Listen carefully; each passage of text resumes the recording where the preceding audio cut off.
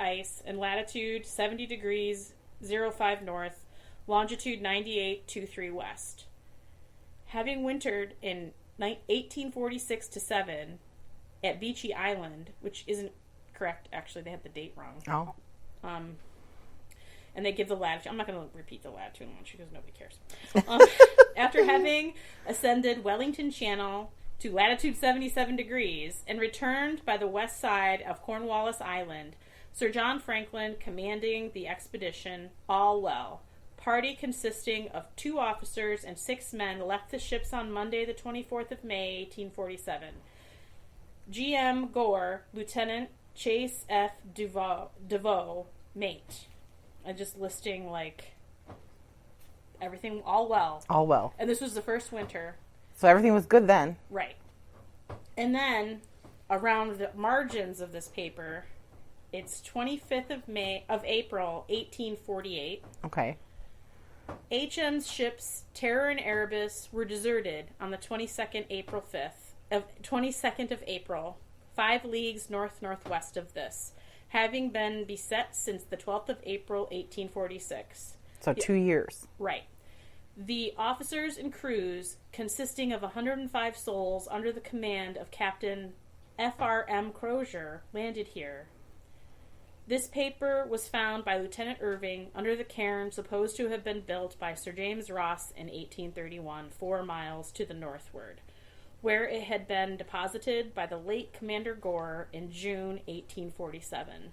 Sir James Ross's pillar has not, however, been found, and the paper has been transferred to this position, which is that in which Sir J. Ross's pillar was erected. Sir John Franklin died on 11th of June, 1847, and the total loss by deaths in the expedition has been, to this date, 9 officers and 15 men. So, and it also says James Fitzjames, Captain HMS Erebus, F.R.M. Crozier, Captain and Senior Officer, and start on tomorrow, 26th, for Back's Fish River. So Franklin died. Right.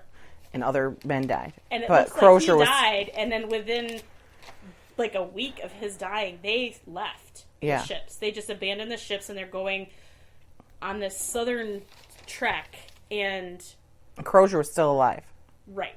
Okay. This trek, where they're going, they're on their way to one of that trading company, Hudson Bay's company, which was 1,250 miles from where they were. So they're gonna walk all this distance. No wonder they walked and died. I know. That's daunting. That's across the United States. Yeah. I can't imagine. No. I can't. Walking. Right. And dragging things. Dragging their sledges, which we'll talk about that in a minute, because that's real fun. Ugh. At that point, there was 105 survivors. They set up camp on the northwest coast of Prince William Island on April 22nd of 1848 to prepare for their southern trek of 1,250 miles. Okay. Miles! Yep. Around the cairn, they found, where the note was found, there were many discarded items here. Vast quantities of clothing and different stores like pickaxes, shovels, and boats. Boats. Lifeboats. Oh, Huge boy. lifeboats, yes. Cooking stoves, ironwork, ropes, blocks, canvas, instruments, oars, and a medicine chest. Why would they have transported all this nonsense? Yeah. Up to this, why would they have transferred it to this point is unknown. Why they Why dragged did they all bother that doing that? from the ship to this point and then just deserted it? No one knows. Were they thinking we'll find water to put these boats in, so we'll just drag... They're going to the river, so maybe they think they're going to oar down the river. Yeah, it'd be easier, but but then... At this point... Why would they just leave it? We're talking 1,200 miles. Yeah. Dragging a boat. Yeah. Yeah. Okay, so they traveled south hauling heavily laden lifeboats mounted on sledges. And the Inuits saw them doing this. So they have, visual accounts from the And native Inuits people. were like, these what is wrong friggin' with idiots. They're looking at them what is wrong with it? And the Inuits use sled dogs to pull their Yeah, sleds, not the humans. sleds. Right. So they're these lightweight wooden things that they would put stuff on and the dogs would pull them. They weren't sledges made of wood beams with boats on top Yeah. of them. Like, I can't imagine. Thousands of pounds of stuff or whatever. Right. Hobson located one of the lifeboat sledges, which is probably what made in the previous episode those big rivets. Oh, yeah. So they were pulling heavy things. Like, what are they pulling? It's making divots. Big divots, yeah. And they found one of the sledges. It was a little ways away, like to the south where they were heading. It contained 2 skeletons and a bunch of relics from the ship.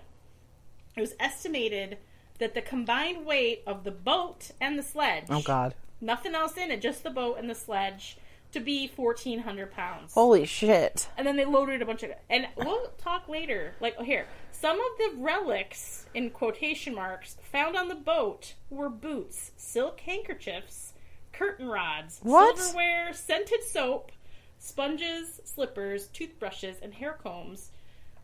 There were 6 books, tea, and chocolate. Wait. They're taking curtain rods and silk handkerchiefs with them because that's a priority. Yeah, and silverware. I mean, I guess I can see, but like scented soap. I mean, I guess like if you want to wash, how are they gonna wash? Like they can't. They can't. There's no wood. They can't build a fire. I don't get it. Do you think they're gonna make a house out of all that stuff? Like, I had no idea. It made no sense. Why would these men be dragging? That's just waste of your energy. Right.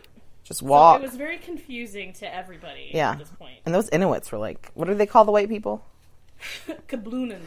Stupid kabloonans. That's what they were thinking. Right. The boat set sledge was also pointing in the direction of the abandoned ships, not the river. Oh. So they're going to go back? I don't... Maybe they started going back. Like, they were just like, okay, this boat is full of stuff. We can't do and this. It's not pointing in the direction the note said they were going. It's going back towards where they said the ships were. Right. So why? Yeah. At this point. Weird. And there was 2 skeletons on the boat. Right. Like, one of them was partially eaten by animals. Mm. And then the other one, they said it was all wrapped up in furs, and it had his little feet in boots. It was very comfortable and cozy. And it's like, if I'm going to die, I'd rather wrap me up in furs and leave me in this boat. And then I won't have to worry about pulling this knot. I'd rather die comfy in this boat than pulling things. I mean, honestly, the chocolate, you could eat it at least. What are you going to freaking do with silk handkerchiefs? Yes. In the Arctic? What about curtain rods? Slippers! Why would you need slippers and curtain rods? Curtain rods, scented soap, and sponges. Hair combs, you need those. You're going to pretty yourself up in the Arctic. But if it's going to leave, like, ounces of weight off what I'm dragging, I will not brush my hair down. Yeah, like, right. Seriously. I don't want to... First of all, it's already 1,400 pounds. Do we need anything else in it? Right. No. In the end, the Franklin expedition is lauded as discovering the Northwest Passage. Okay, so well, they did say these men did map. Yeah. They did discover the pathway through. So, like, there's like, oh, England did it. Even though the Inuits were already there. Right. Classic white person move. Yeah. It's like, oh, but they did discover, so it wasn't all lost. Yes, it was literally all lost. Yes. It was the waste of everything. Of those 140... 40 people, the resources, everything. Just a big, fat waste. They all died, but they found the passage through, and that's all that matters, I guess. Because England won. Mm-hmm. Classic white person move. Classic, yeah. Okay. As I digress. An American businessman by the name of Charles Francis Hall, he's from Ohio, he's an Ohio man, conducted his own search and reached King William Island in May of 1869, and he was doing a sledge. He wasn't by boat, he was doing it on foot, basically. Right. And I think his return trip was like 3,000 miles, dragging. Wow. Yeah. Real tone at then. Kiss this marathon in the ass. Like, I walked 3,000 miles in the Arctic tundra. Woo-hoo. Well, the Inuits told him accounts of cannibalism among the crews. They recounted a tale of several Inuit families providing an officer who they thought was Crozier, and a group of his men with seal meat, and then they quickly left. Like, they gave him this food. They're like, here, you can sleep with us tonight. And then before they all woke up in the morning, they all ran away. Okay. Because they were not. They were like, they're going to eat us. And in Francis Hall, he talked about it with disdain. Like, these people had the capacity to save them, and he's going on like it's like, do you not understand? Like, the Inuits survive in the Arctic, but they starve because there's not, in the winter, there's not a lot of food. And what food they do get, they eat. Like, they don't cook the meat that they eat. They eat the meat raw. Like, right. That's probably why they don't have scurvy. Right. You know. They got a lot of nutrients there. Right. But, like, they don't have a lot of extra. They barely catch enough enough themselves. seal to sustain themselves. And a lot of times they even starve to death. But he was, like, really disdainful about the fact that they left. Didn't offer them any help. They could have saved their lives. Or they could have been eaten. Right. They could have been eaten, right. The Inuit also found a ship abandoned in the spring of 1849 with a gangplank from the deck to the ice. Oh. So that tells them that people were using the boat still up and down. After this, fresh tracks from 4 men and a dog were found on the land where the ship had been. And Inuit said that they were white man footprints. Okay. Probably because of the shoes. The shoes and they had dog. On. And they had a dog on the ship. They had a pet dog. Oh, that's right. They did. And a monkey. Mm-hmm. They probably ate the monkey. Oh, that's terrible. They didn't eat the dog, to be honest. They probably did. Eventually. One thing, I did watch the documentary that went along with the book that I read. It's like Frozen in Ice or something like that. I don't remember. But when they were doing the exhumations of the 3 graves on Beattie Island, they had a dog with them and they called it a bear dog. And basically the dog was there to alert them when there was a bear. Oh. Polar bear, because they're a polar bear country. And they don't see people. So they don't have a natural fear of people. Right. So like, ooh, I smell something. Let's go check it out. So that might have also been what their dog was for. Oh, that makes sense. You know? Yeah. Because they did learn some things from the Inuit, like the clothing, and the Inuits had dogs because they served more than one purpose. Yeah, they pulled their basically how they survived, right? And they would warn them for animals in the area.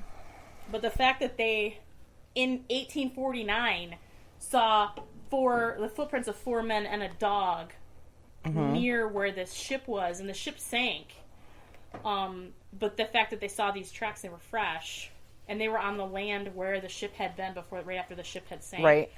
And it said, this is inferring that some of these men were still alive when James Clark Ross made his journey there in 1849. Oh. Like, these men were still alive. Still there, alive. It's just like... They missed each other. I know, isn't that sad? 2 ships passing in the night, as they say. Literally, yeah. For sure.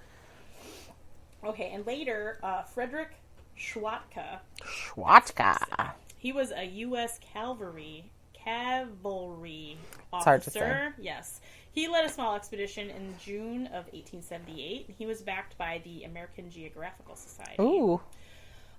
Most of the previously discovered sites he found had been overhauled by the natives. So they found an open grave.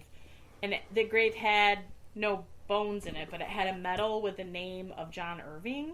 There was glass from a telescope, and the officer's buttons from what their coat would have been. Right. A colored silk handkerchief. Oh, there's those hankies. Canvas. Yep. Those hankies come in handy. When they die, they wrap them in their face. A skull and bones were found scattered in the area, and they were believed to be his. And they also found tinned foods. Some open and some not open. So it's like, if these men were starving to death... Why wouldn't they eat the food? Right. Like, why were they... They had food. Why were they starving? Why were they eating each other? Right. Good question. An Inuit woman and her son came across one of the lifeboats and saw a number of skulls. And the son said he didn't know how many, but there's more than 4 on the ground near this boat. And as well as bones from legs and arms that had been sawed off. Ew! In the boat. So they were eating each other. Yes. In the boat also was a box of bones. One box was full of bones. What? And the other one was filled with books, which were gone. Books and bones. They asked the man, they asked him what happened to the books. We gave them to the kids and they played with them. Because they can't read them. Like, what are they going to do? Yeah. It's fun. Let's rip the pages out. Yeah.